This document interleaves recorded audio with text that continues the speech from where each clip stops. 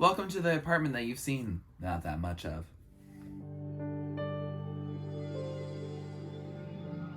Hi, I'm Erica from my phone and welcome to another video. Today I wanted to do something a little different. I am about to move out of this apartment en route to go back to Indianapolis for a little bit and then go abroad. I will make a big update video about that, I'm sure, and I've briefly mentioned that I'm moving for a little bit of time abroad. But I wanted to talk a little bit about my experience. This is my first apartment after college, and we didn't really do apartments in college. We all had on-campus housing for all 4 years. So it wasn't something I was really used to until this year. And so I wanted to talk a little bit about the things that I purchased this year that were my favorites and some of my purchases that this video will serve as a reminder that I don't need, and maybe it'll make you think, oh, I don't need this either. These will be things that I just bought during the year, so anything I got for free, for example, this gaming chair, I found on the street. So I'm not going to count it, although it was a good find. I also will include things that are not necessarily specific to having a first apartment, but I think it's really my first time really experiencing adult money and having a constant stream of income because I was working full time.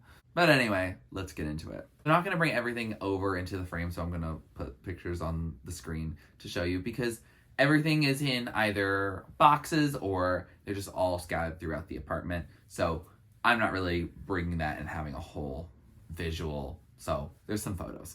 But the first thing that I highly recommend, especially if you are a single Pringle like myself, is to invest in a weighted blanket. Weighted blankets are so nice. They are nice and cozy, especially during winter. I experienced seasonal depression for the first time this year.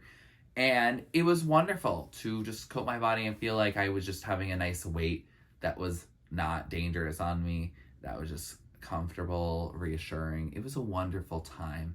And although mine is not the best for the summertime, I know that there are lighter versions or more breathable versions that might be helpful for that. So definitely think about that if you are planning to get one. The second thing is a little bit related to it. I got tired of this big hot blanket on me when it had gotten a little warmer outside. And so I found a version that's basically that for your pajamas, and it's more breathable. And these were from Yubi, I think it's called. It's an Australian brand. And I'm not sponsored by them, but this current hoodie that I have on right now is also from them. It's reversible. It has a giant pocket here. It could have made the list as well, but I got this on a sale, and I also got these pajamas on a sale. I think I paid $20 collectively for the set, and wonderful, made me feel so cozy. Definitely something that makes it a struggle to get out of bed sometimes. That and the weighted blanket, that is the downside of having those things, because you're just so cozy that you don't ever want to leave it. But it also means that you made a very good product at the same time. While I'm definitely not sponsored by them, I'm not opposed to it. I mainly purchase their warmer things, but they tend to be primarily focused on swimwear, primarily for men and other people who want to wear swim trunks and that type of thing. I think that's mainly their target demographic. It doesn't look like there's anyone who's not a cis man in their advertising, but their stuff is very comfortable, and honestly, I would recommend for anyone who just wants to feel cozy if it's for these type of things, or I can't recommend their swimwear because I haven't tried it. So Yubi, you can sponsor me if you want. I'm not opposed to that. The third thing, and also the reason why I didn't want to bring everything into the frame because it's in my car right now, is sun shields. So if you are a driver and during the summer your car gets very hot, I highly recommend buying sun shields. They cost at most like $20. They don't cost a lot, and they're just shields that go on the inside of your car in that front window just to make it so it doesn't get nearly as hot. And every time I remember to put those in, I have a great experience. Every time I forget, it's not a great experience. So highly recommend those. They have just made it a little more pleasant to get into my car at the end of a long, hot work day. The next thing that I'm going to get to, and I'm realizing as I go through this list that I feel like I sound like a boring person, that these are the things that I absolutely adore that I've bought and purchased and consumed in my life. But these are some of the things. I love mundanity to some degree, and I love sharing when something just makes your life that much easier to at least focus on enjoying rather than struggling with some other issue that may weigh you down. But that fourth thing is buying Frontman Fade It's basically a concealer. And do I care if things are targeted towards men or not? Not at all. I don't. But I do appreciate that it's a concealer that doesn't make me break out. It specifically targets acne. I have struggled with acne since I was a teenager. I still do that in my 20s. And what I really like is that actually, if I'm covering up stuff, actually I put it on before this video, I can make the acne go away. I have very red acne as someone with a lot of pink in me. And it's nice how well the shade 01 matches my skin tone. It matches it absolutely perfectly. And I have not had that luck with concealer. I do find ones that match my shade to some degree, but I don't like that I wear it to conceal my acne and then it makes my acne get angrier. And so I've now switched to Frontman Fade because specifically it gets it done even better than me just having a bare face with putting my prescription topical medications on. If I want it gone fast, I can count on them. Again, not sponsored. Other things I'm mentioning in this video are sponsored at this point in time. The next one is also specific though, and this is Native deodorant. I don't like talking about deodorant or things about underarm scent alleviation. I just don't like that. I think it's part of my synesthesia acting up and not liking that entire subset of our vocabulary. But I will say it's a product that I enjoy. I wish all of them were plastic free. I only use the plastic free ones, and that's the main reason why I like it, but also works a lot better than previous ones I've used. I used ones that did not have plastic free, and I don't like that at my local CVS I saw a display of Native and it only had plastic filled options. I think I want them to be bold enough to make every single scent a plastic free one. First step is not only having one in your limited edition be plastic free. Don't just make it the gummy bear one. I didn't want my pits to smell like gummy bears. I just didn't want that to happen. So while that might work for some people, I would have loved if their entire candy shop collection had plastic free options for all of them. I think they should do that. I don't know if that's what's not selling and they could have a problem with their brand, but I think they could really be super progressive in making every one of their scents plastic free. And then they can begin to phase out all the plastic packaging that they also do. But allowing all the people who want to be environmentally conscious to pick whatever scent they want and it have a plastic free option, that would be ideal. The next thing I want to say is for any of you who cook at all, the thing I absolutely hate is cutting things into really small pieces. I can't dice, I can't mince in a quick and effective way. And so I did buy one of those electric mincers slash just like shredders. I don't know. It's like a food processor, but it's handheld.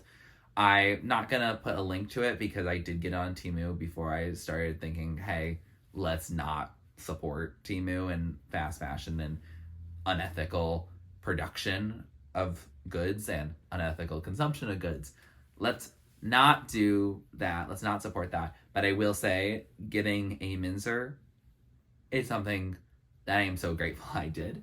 And I highly recommend getting one of those if that's something that takes you forever in a kitchen. I can't get my things done in a recipe on time unless I were to use it. And I still think that I always am a slower cooker. I enjoy cooking when I do, and I enjoy baking, especially when I do, but it makes me more apt to want to do these things and try out new recipes if I have that option and that tool available. The next item is more general because I've gotten a few of these this year, but it's CDs. And I previously had XM. I had it for the first couple months of my car and it was fine, but on our main street it cuts out, which is very weird because I thought XM was supposed to work everywhere. But I am so specific about what songs I necessarily want to hear, but I also like the idea that I don't always have to pick them that hard. And so I do have CarPlay, just works in my Subaru just fine. And so if I have specific songs I want to listen to or a specific album that I don't have on CD, I can listen to it on Spotify, but it's nice to just have something in the car when you turn it on and do that. I think eventually I'll phase out of listening to a ton of new music. I don't know when that's going to be. I feel like I keep getting interested in new music. So I don't know when that's going to exactly happen, but for now, all the albums I try and really like, I get a CD of it, and that's going to build up my collection so that when I stop doing that, or there's some streaming platform fallout or whatever could potentially happen, I will be prepared. My next new excitement is scents. I have really enjoyed trying colognes this year for the first time. I think even though I had tremendous allergies and I still currently have allergies, I feel like I am exploring scent as a sense for really roughly the first time. I really got into candles, I got into room sprays, I got into colognes, I got into different things to perceive the world under. And I think I just previously had like not really thought about scents. I had thought about listening through music or what I'm seeing or what I'm touching. Not as much of what I'm touching, but I think textures have been really important to me this year, and scents have been very important to me this year. So every time I've purchased an item that's scent filled, I normally haven't regretted it. I am phasing out candles in favor of room sprays because I think that is affecting my allergies and my sinuses of having something actively burning. So I'm going to stop that. I'm going to phase out of that and see if I do better as a result of that. But in terms of room sprays and colognes, I've really enjoyed that. I started with a couple that my friend just donated to me, and then I have spent collectively $25 on 4 colognes total. That's pretty cool, and I will say I have been really getting them from cheaper places, and that's not necessarily good in a sustainable, less consumery way, but I think I appreciate, especially starting out, that there are some lower price points for just a general citrusy scent or a generally clean scent. I do like those because I can't imagine spending $100 on a single bottle at this point. It's just not something I can do. And we'll see, maybe eventually I'll treat myself in that way. But that's been a highlight in terms of my exploring of things I want to continue having in my life. The next thing I want to talk about is I got a little briefcase type thing for me. It's not a briefcase.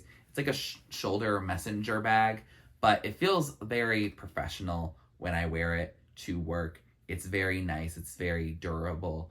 It's from like upcycled leather, so it's very helpful in that way. And I have just really appreciated it. It feels like I'm doing something professional rather than being like a small child going to work for some reason. It helps me make sure I carry all the things I need and not a bunch of extra stuff that I don't, because when I have bags that are too big, first of all, it makes me look like I'm just going to class. And it also means I'm carrying stuff for an unbelievable amount of time. Whereas this has made me feel professional. I wear it. It doesn't hurt my back. It's been great. Also, side note, I do have tremendous back problems for a 23-year-old. I don't know why they are. Doctors say they don't really see what the issue is, but it hurts like all the time. And then the last physical item I wanted to talk to you about that is my favorite, and this makes me feel like I'm so boring at this point, but it's really just the little things that bring you joy, or the fact that you dealt with a stressor and now it's fully gone is more of an accurate way. But in my apartment, we aren't able to nail things at all. So what we did for curtains is tension rods.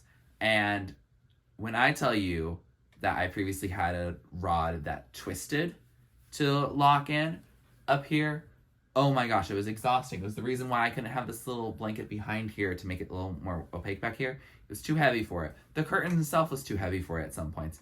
It was so finicky. It would fall in the middle of the night, wake me up, and it annoyed me.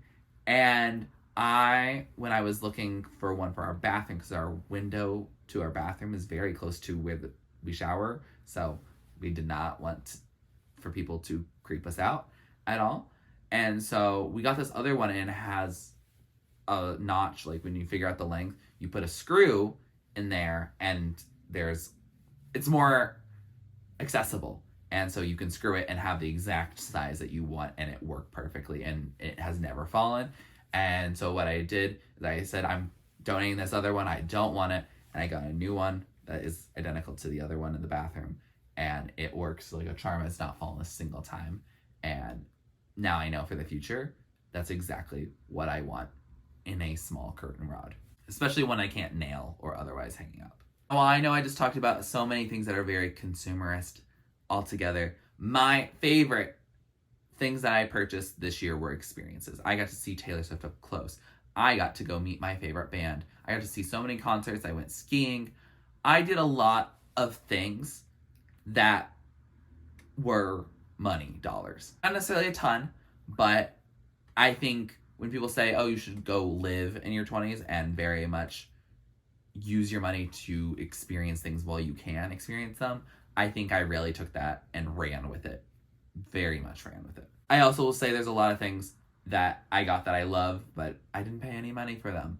A lot of food that I enjoyed at my dining hall, I didn't need to purchase food because I literally was getting it for free because I work in dining at the college. There were things that were just gifted to me at some point or came with the apartment. There's a lot of things that I can think of as I look around the room. I was like, oh, I can't pick that because it was a gift. And so I didn't actually purchase it, so I can't analyze whether it was a good purchase for me to make for myself. But that was all the things that I thought were good purchases, generally speaking. We're getting into the ones that were not the best. Again, this is not to shame you for buying certain things. It is to shame myself into making better financial decisions for myself, knowing what things I just don't need to buy because they're not really that helpful for me. I don't end up using them, or they don't actually provide me a lot of joy, just to make me more fiscally responsible and also talk myself out of things in the future. And maybe me saying things that were not that helpful for me could help you potentially find out which purchases were not the best for you either. And then we can both learn together what things actually we should buy, because we should be buying less and less as much as we can for sustainability reasons, for economic reasons. It's always better to buy less. And so we should consider that and make decisions to make sure that we're not just throwing a bunch of food or other goods away because we just didn't need it, or actually we really, in all honesty, didn't even want it. The first thing I put on my list for that is plushies. Now, I love a good plushie, and the thing is that a lot of people, they love my energy, they love my youthful energy, and the thing is, a lot of people get me plushies, and that's one of the reasons why I don't need to necessarily get them for myself, because they mean more to me when someone else has given them to me. I don't really need to buy them at the store, and I know that probably my future relationships, I will get a bunch of them.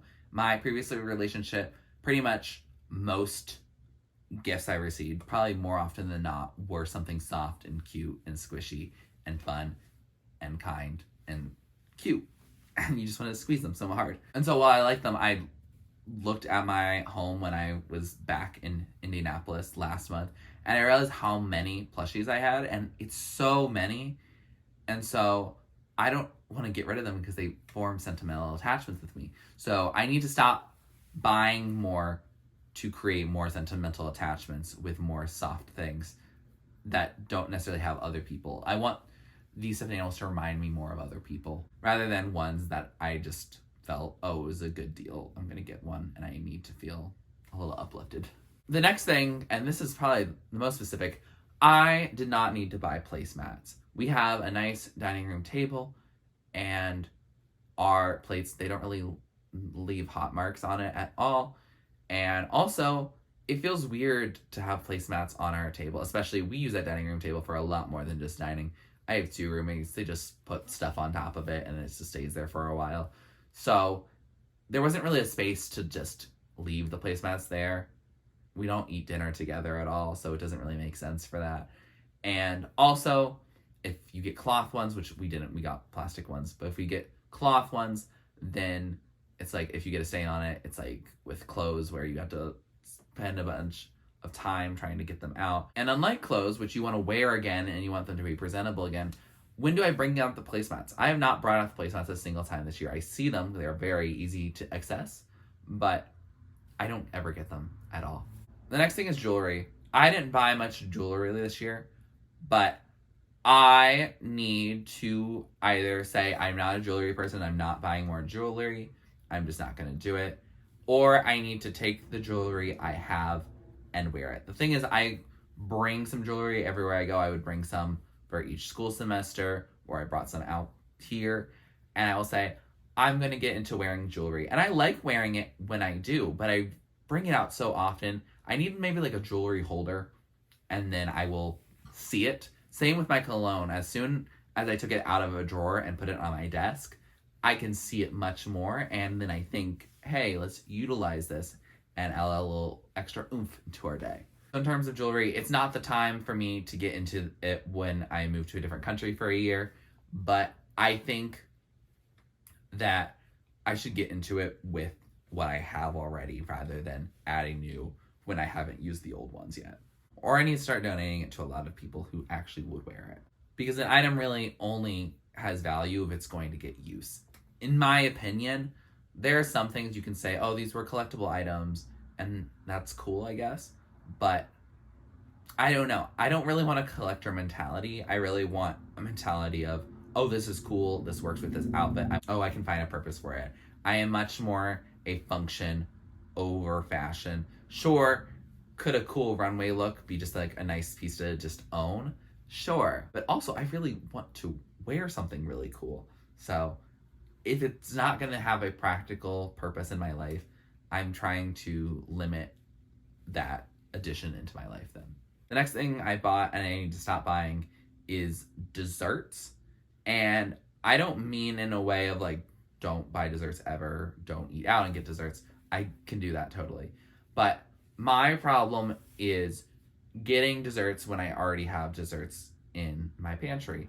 I had a lot of mixes in particular. I still have a cake mix that I need to use in the next week. I have molten chocolate lava cake mix as well that I realize you basically need to make it 3 times in order to use all of it, which is daunting in a way.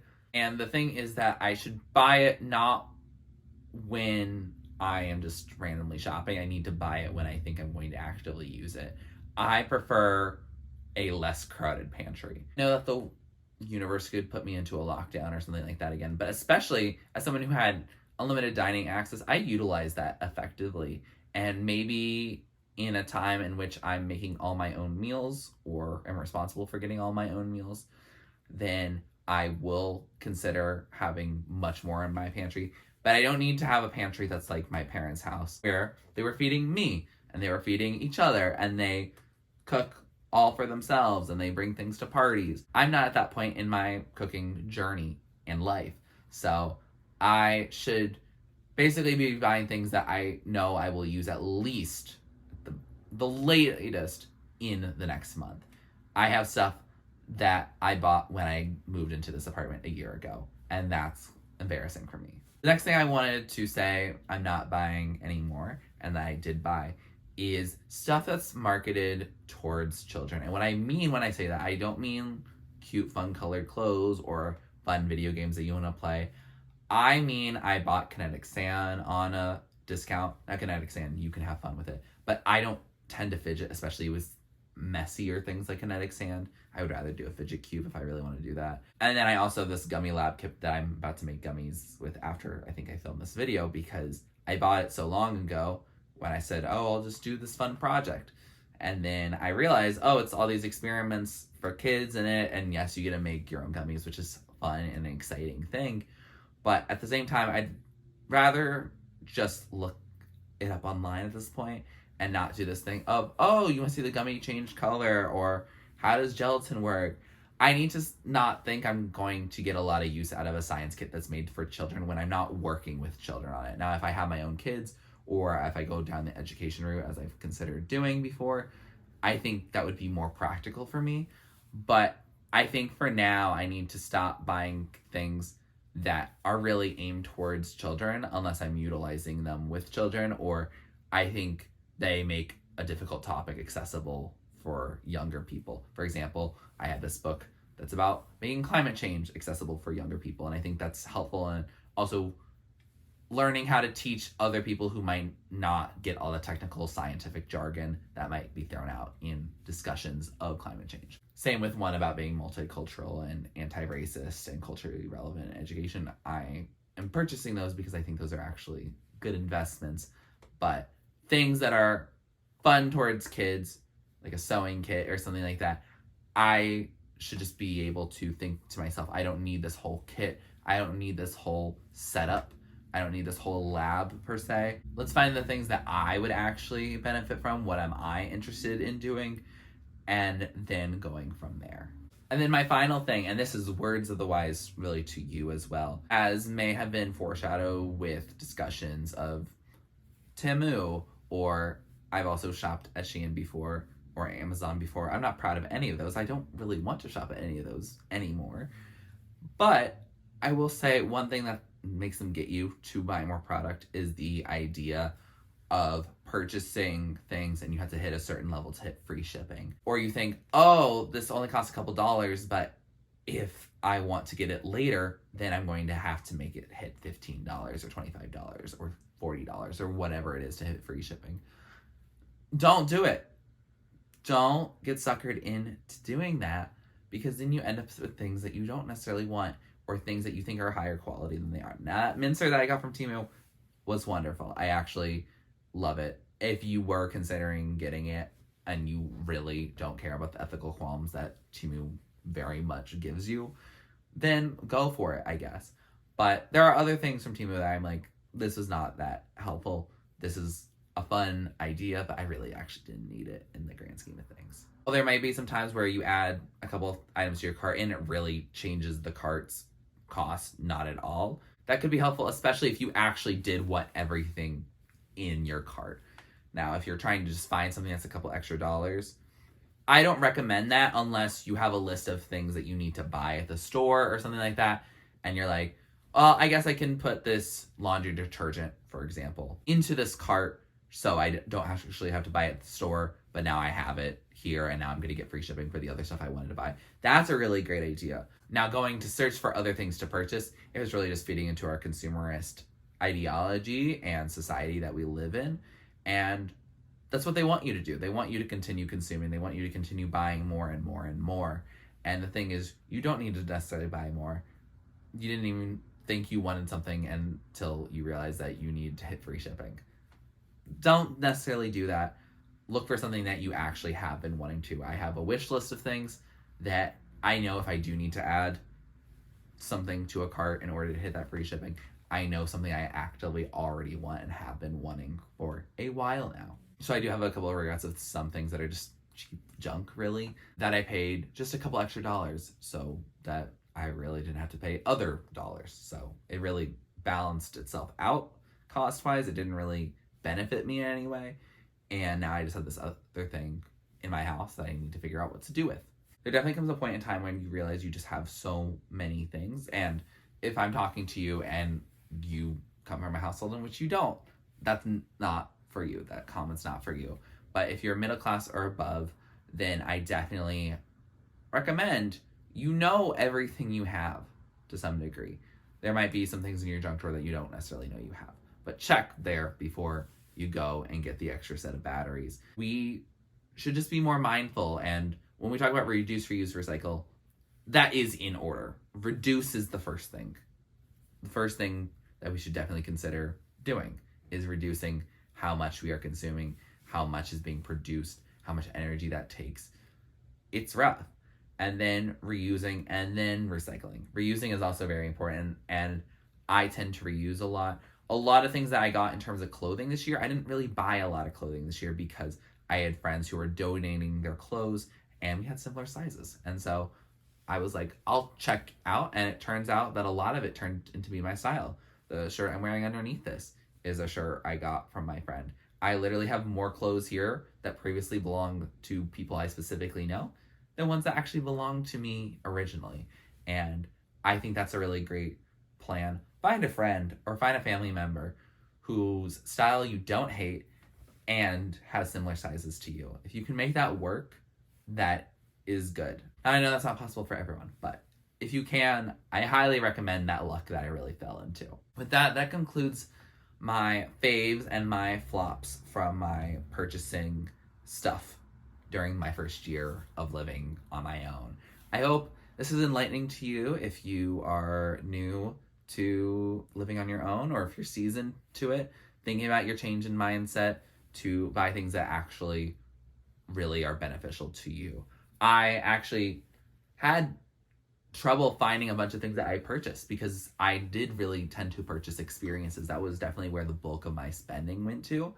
And I also really regretted none of that. So that was wonderful. And I didn't really just want to talk about 10 events I went to because then that's just fostering jealousy. I do think I tend to purchase things that are good for me. There's a few things that I can definitely improve on. And so that's why I'm holding myself accountable. I'm definitely not perfect and not saying, hey, you can't buy these things or hey, you should buy these things. It's everyone's life, definitely. And always, especially when it comes to things like when I was talking about deodorant or scents, if you already have a bunch of colognes or you already have a bunch of deodorants or a bunch of hair care, skincare, other types of products, go through those. Unless they are absolutely limiting you and not benefiting you in any way or making you break out more or something like that, then use what you have. That is by far reducing, again, is very important. And then we can get into things that are actually more helpful for you or more sustainable or more cost effective, whatever it may be, whatever your priorities may be based on your current situation, whether it be financial, sustainable, environmental, locational, regional, all that good stuff. Please let me know what your most solid purchases were this year, as well as your least solid purchases were in this past year or recently. Just let me know. I'm curious to know where people are at in their lives. I know I have a big variety of people who watch this channel, and also I know that these videos have not tended to do that well, so I'm curious to see who watches these and what you all think when it comes to your consumption of things. If you like this video, please like it, comment down below what you'd like me to do next on my channel. Please subscribe to my channel if you're not already and you'd like to be, and thanks for watching. It's TurtleStormer. Catch you later. Get out of the dark and get into my heart. You gotta do your part for a brand new start. Don't it just feel right? Looking in my eyes, so till we see the light. Dance with me tonight. Think it's pretty obvious that I'll run the show. I'm thinking about you, you could ever know.